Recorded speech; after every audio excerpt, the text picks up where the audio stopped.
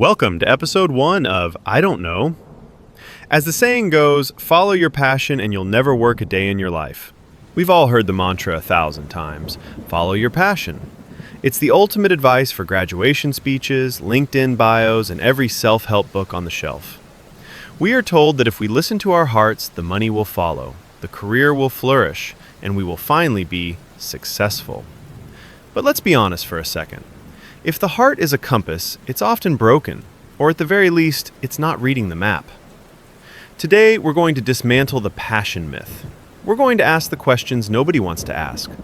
What happens when your passion can't pay your rent? What happens when your curiosity is mistaken for a career?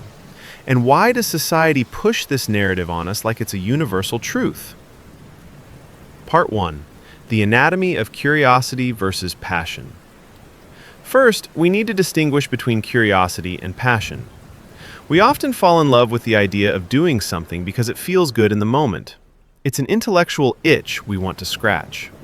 But from a career perspective, there is a massive divide between what you enjoy doing on a Sunday and what the market will actually pay you for on a Tuesday.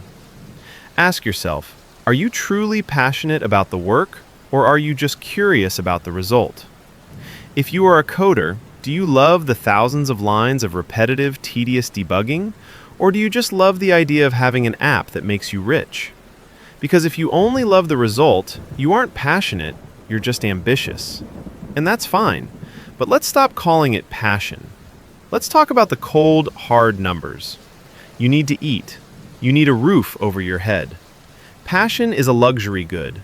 It is often a language spoken by those who have already achieved financial stability. Part 2. The economic reality check. Let's talk about the cold, hard numbers. You need to eat. You need a roof over your head. Passion is a luxury good. It is often a language spoken by those who have already achieved financial stability.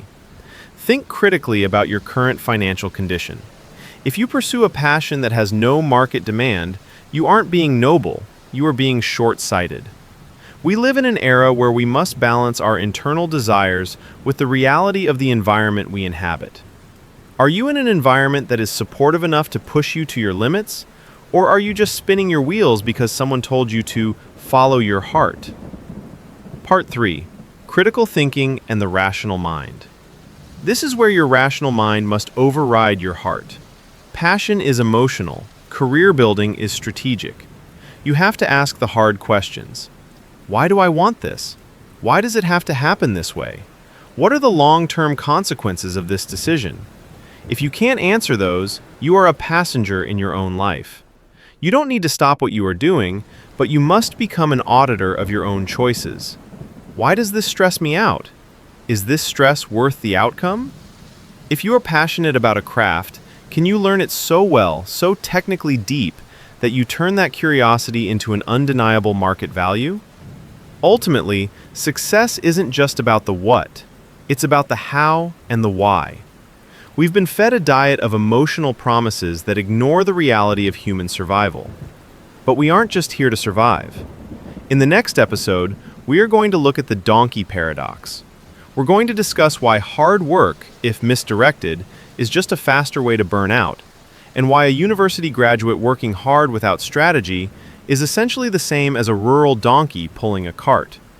It's a harsh comparison, but it's a necessary one. Think about your why this week. Are you following a passion, or are you just following a feeling?